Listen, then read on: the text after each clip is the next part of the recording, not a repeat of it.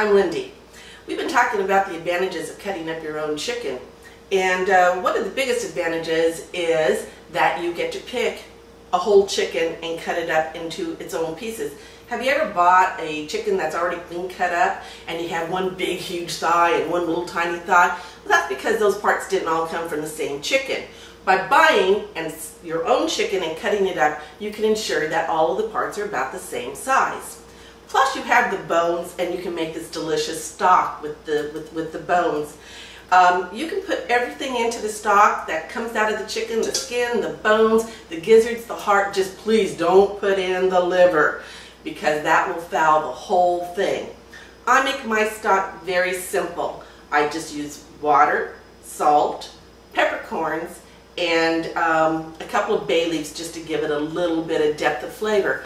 I don't put in aromatics such as the celery, carrots, onions, and parsley and herbs because I don't want that flavor to go into some of the foods that I cook.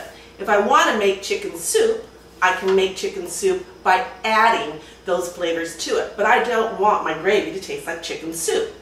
Julia Child, when she wrote the Mastering the Art of French Cooking, she put aromatics in her initial stocks. As time went on, when she wrote The Way We Cook, she took all the aromatics out and she makes her stock very simply the same way as I do. Just water, salt, peppercorns, and that's it. Like I say, you can always add flavor too, but it's really difficult to take flavor out. Now, if you want to use all the parts of your chicken, including the liver, well, you could fry them up and serve them on garlic spaghetti. That was one of my husband's favorite meals as a child. But with the cholesterol the way it is these days, well, my kiddies seem to like it, so that's where the livers go these days. So anyway, now that you have your chicken bones, everything except for the livers, you're ready to start making your stock.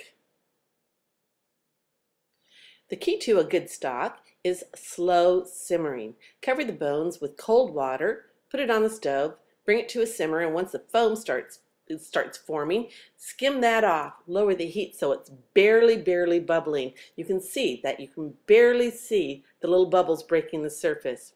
Once it's done its time cooking, about 3 hours, strain it, put it in the refrigerator uncovered overnight.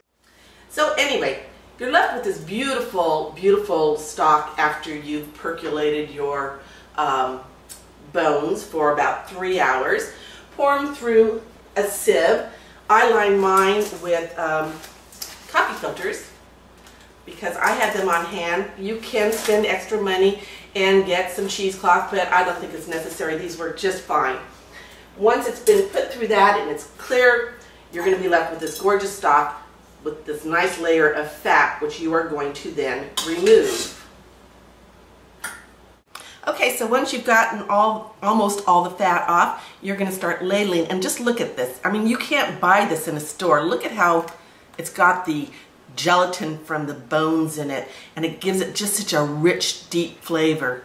So I just ladle it into Tupperware containers, or I guess these are Glad, and put a top on it and stick it in the freezer.